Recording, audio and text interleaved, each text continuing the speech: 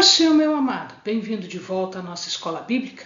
Nós estamos estudando a história da igreja. Então, pega o seu caderno de exercícios, de anotações, ora ao Senhor, pede a Ele discernimento, entendimento, conhecimento, sabedoria. Pede a Ele proteção para que nós possamos desvendar dos seus mistérios.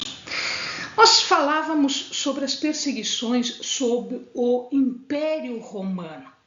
E aqui nós vamos observar que existiam dois tipos de perseguição, dois tipos de perseguidores. Aqueles que eram confessores e aqueles que eram apóstatas. Significa isso, que principalmente no reinado de Diocleciano, que nós já havíamos comentado no vídeo anterior, surgem aqueles chamados traidores apóstatas. Eles queimavam as escrituras e negavam a fé para salvar as suas vidas.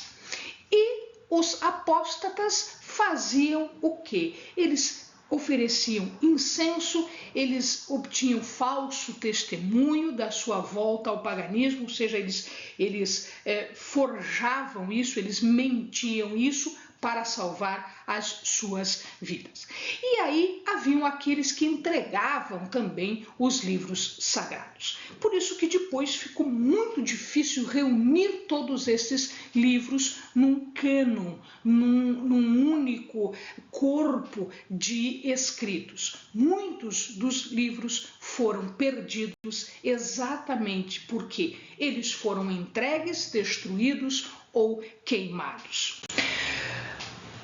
Com Diocleciano, Máximo, Galério, houveram os chamados éditos de tolerância. Se chamavam assim porque eles obrigavam a destruição dos locais de reunião. Eles obrigavam a queima das escrituras, a privação dos direitos civis e públicos daqueles que eram cristãos. Eles obrigavam a estes cristãos a sacrificar aos deuses, ou seja, a fazer a apostasia, a apostatar da fé e a voltar à idolatria. Deveriam provar que tinham feito isso, que tinham feito sacrifício. Nós vimos no vídeo passado que eles tinham que fazer sacrifício e provar que o sacrifício havia sido feito. Ou seja, eles tinham um certificado de sacrifício para entregar. E eles também faziam com que toda a sua comida, toda a sua provisão fosse aspergida, fosse molhada com vinho do sacrifício. Em outras palavras, ser cristão era um crime político. E se era um crime político, as pessoas cristãs deveriam ser mortas. Galério, junto com Constantino, esse último imperador, Galério ali, junto com Constantino, mais o Licínio, em 316, eles permitiam os cultos cristãos. Então, eles toleravam o culto cristão já em 311, ou seja, no início do quarto século. Os cristãos, eles tinham algumas estratégias para se livrar das perseguições e para continuar a fazer as suas adorações. Uma delas eram as chamadas catacumbas. Catacumbas foram construídas até o século III para que se pudessem fazer cerimônias fúnebres. Então, se o amado vê aqui nas fotos, essas são fotos reais, são catacumbas que existem até hoje em Roma, existem inúmeras catacumbas em Roma. Então existia um espaço aqui em algumas delas, não em todas. O espaço não era muito grande, dava para mais ou menos umas 30 pessoas se colocarem ali e fazerem os seus cerimoniais. Também era utilizada para refúgio, alguns se refugiavam ali. Mas a função das catacumbas, na verdade, era para enterrar, para colocar os mortos. Ele, no período niceno, 300 e alguma coisa, ele passa a ser usado para estas cerimônias. A pedra mais antiga que se encontra nestas catacumbas, né, é a de São Sebastião. É uma capela, um local onde foi sepultado, imagina-se, é a tradição de que tenha sido o local onde foi sepultado Paulo e Pedro.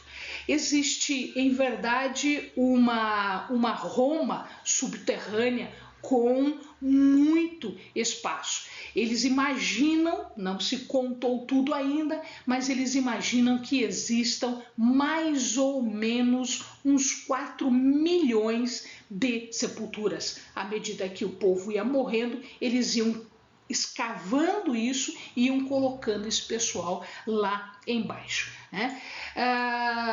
Roma, naquela época, tinha 1 milhão de pessoas habitantes. Então imaginem aí, à medida que elas iam morrendo, eram colocadas nessas catacumbas. Então em catacumbas nós tínhamos uns 4 milhões e como pessoas vivas, população, nós tínhamos mais ou menos umas 1 milhão de pessoas. Nessas catacumbas haviam símbolos pelos quais os cristãos se comunicavam. Então, veja lá, havia um chamado monograma, que era esse daqui, ele era composto, perdão, esse do ladinho aqui, era composto pela letra Ki, ou X para nós, a letra Rho, que é o P para nós, né, que indicam a primeira letra do nome grego de Cristo. Né? A letra alfa e a letra ômega, que significa que Cristo era o princípio e o fim.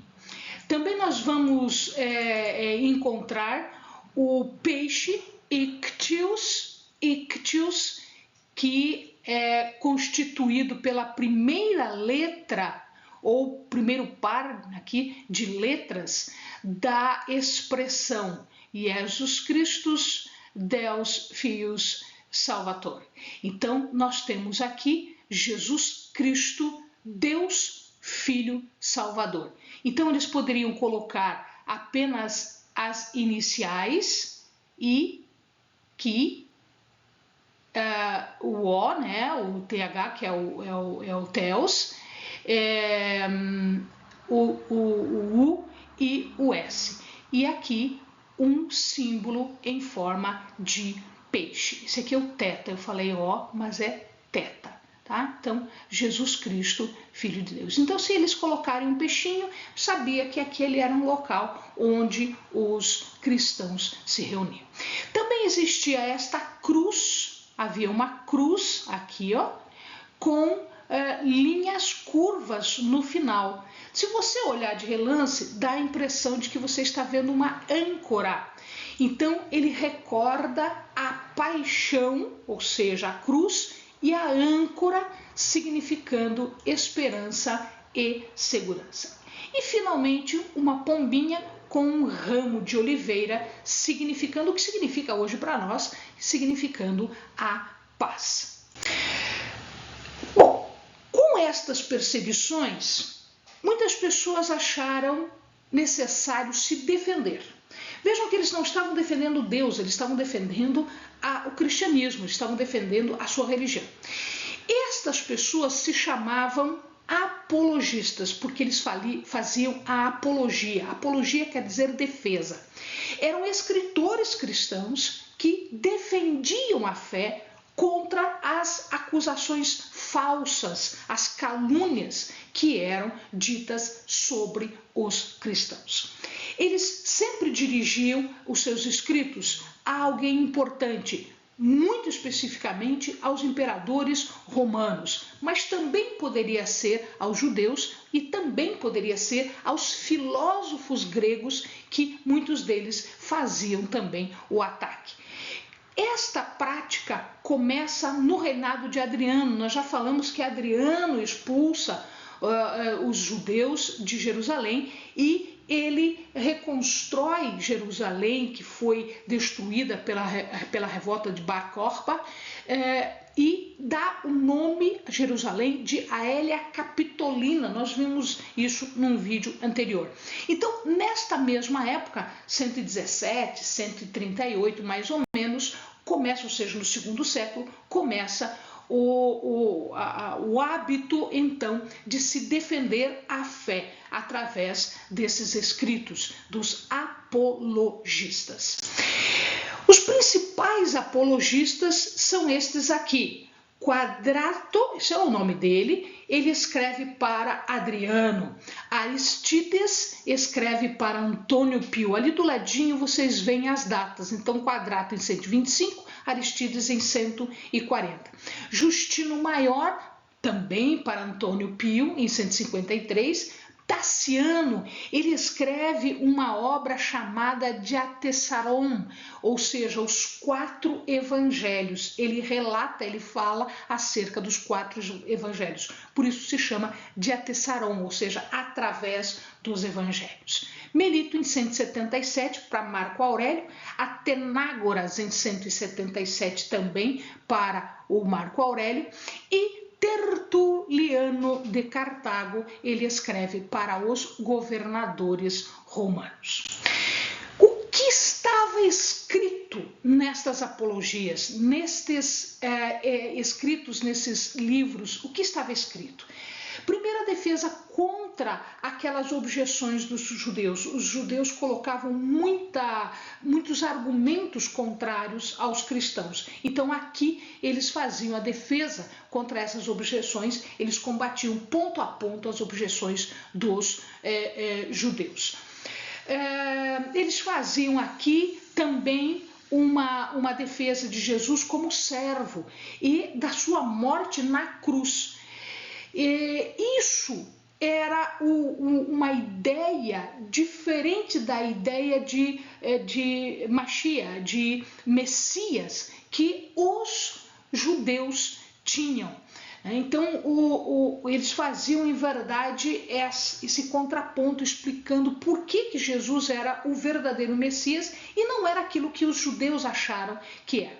E também contra os ataques dos milagres que se faziam, ou seja, eles atacavam os milagres, eles não entendiam os milagres, eles não entendiam por que eles se reuniam secretamente, por que eles faziam os rituais todos secretos, então, e eles atacavam isso. Eles falavam contra os milagres, falavam contra os hábitos, falavam contra os hábitos no sentido de fazer a ceia, a eucaristia, batismo, etc. Então, os sacramentos foram combatidos e foram atacados, e eles faziam a defesa disso.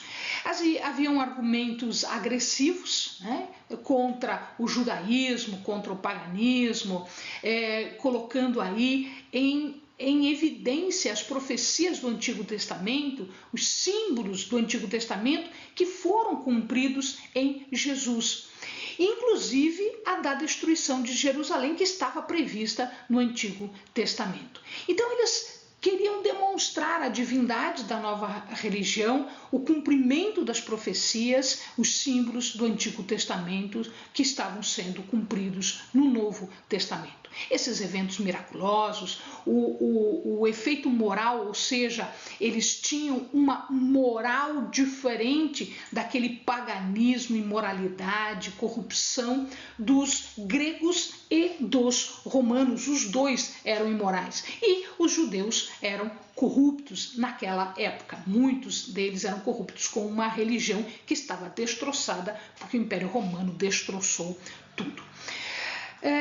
fala também sobre a expansão do cristianismo e uma natureza lógica, razoável da fé cristã. Então não havia nada de moralidade, não havia nada de vício secreto. Então, estas as razões, os conteúdos das chamadas apologias. Muito bem, e se nós formos agora observar o resultado, o que deu essas apologias? Se nós fizermos uma avaliação dos apologistas, das apologias, nós vamos ver do lado negativo, falhou. Falhou porque os imperadores não mudaram de atitude, não mudaram de opinião, os judeus não mudaram de opinião, não mudaram de atitude para com os crentes, para os cristãos. Entretanto, o ponto positivo aqui é o seguinte: com os seus escritos inicia-se a construção, dá-se a origem de uma teologia diferente, explicando a verdadeira teologia que nós chamamos de teologia sistemática. É aqui que começam os estudos e que começam a ser explicados toda a parte teológica relativa a Deus, a Cristo e ao Espírito Santo. Amém, amados? Bons estudos.